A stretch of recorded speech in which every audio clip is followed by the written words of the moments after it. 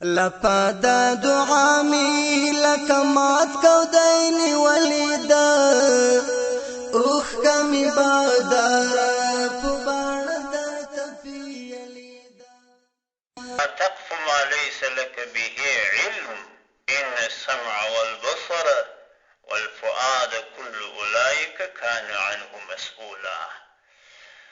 الله عز وجل وایي هغه شی چې ته علم نه پلرې د هغه بیان مه کوه. په یو شي چې خبر نه یې بیان یې مه کوه. د ځانه تشریحات مه کوه.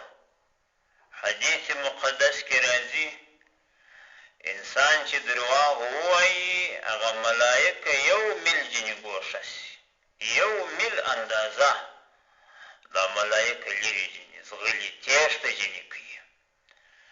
نو د درواغو څه پرهیز کول، ژبه به دې د درواغو څومره ګرځېدلې وي، او د چغلګرۍ څه باید ژبه بنده وي. د یو مسلمان خبره دا بل مسلمان ته ورسوه، د دې بل دا بیرته هغه اول مسلمان ته ورسوه په طریقه د فساد. دا دوه مسلمانان په شر سره اخته که چې دې ته نمیمه وایي، چغلګري. حدیث مقدس کې راځي لا يدخل الجنة قطات، جنت ته به داخل نسي هغه څوک چې دوه مسلمانان په شر سره اچي. د یو مسلمان خبره هغه مسلمان ته رسوه، دا بل دا ودې ته رارسوه، دا چغلګري ده، دې ته نمیمه وایي، دا عمل حرام دی، کبیره ګناه ده. نو ژبه به دې د چغلګرۍ څومره ګرځولې وي. هذا القیاس ژبه به دې د قسمو څه، د طلاقو څه، دا بې ځایه قسمونه، بې ضرورته قسمونه خلق اخلي. هېڅ ضرورت د قسمه نه وي. اوس که د قسمه ضرورت راشي قاضي دې مجبوره کړي و قسمه ته بیا قسم واخله، او که د قسمه ضرورت نه وي هر ګړی قسم اخیستل، هر ګړی پسې حانیستی قسم پر واوړي، نه کفاره شته نه فدیه شته، دا لویه ګناه ده. هذا القیاس طلاقونه دي. اکثره انسانان په طلاق نه پوهېږي. دا طلاق داسې یو رواجي شی بولي. په مجلس کې ناست وي پر ده دې طلاق یې، دا کار داسې دی. 50 واره پر ده طلاقه سوې ده دا ښځه.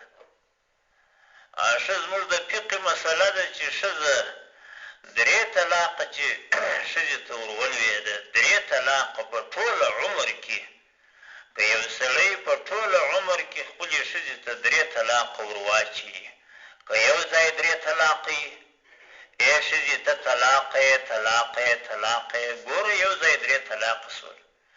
او که په مختلفو وختو کې یو طلاق 6 کالي، بل طلاق بل کالي، بل کالي، فرق نه لري، چې په ټوله عمر کې 3 طلاقه پر ښځه واقع شوله، دا ښځه و دې سړي ته نه ده روا، په نکاح هم نه ده روا. دا ښځه به بیا ځي، بیا به بل سړی په نکاح کوي، بیا به هغه سړی شپه ورسره تېروي، بیا بیا هغه طلاقیي کې طلاقوله کې خوښه وه، بیا چې طلاق کړله بیا به عده تېرېږي د هغې ښځې، د دې 2هم میړه څه عده. بیا چې عده پای ته ورسېدل، که بیا د دې ښځې خوښه وه د اول میړه سره، کې نکاح خوښه وه، بیا نکاح تړلی شي. او که دا 2مه نکاح ونه کړي، نکاح اول میړه ته ناروا ده، ناروا ده. حتی که نکاح نه وي، دوی په زنا اخته دي.